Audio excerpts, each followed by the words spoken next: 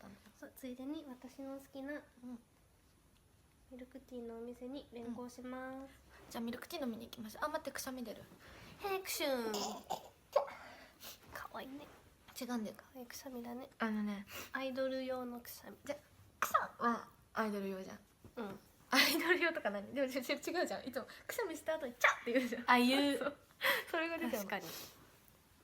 嫌なんだよねこれ。なんかね、リリアのくしゃみが超かわいいの。すごい素でありだよだって。クチュンって。そう超かわいい。おうん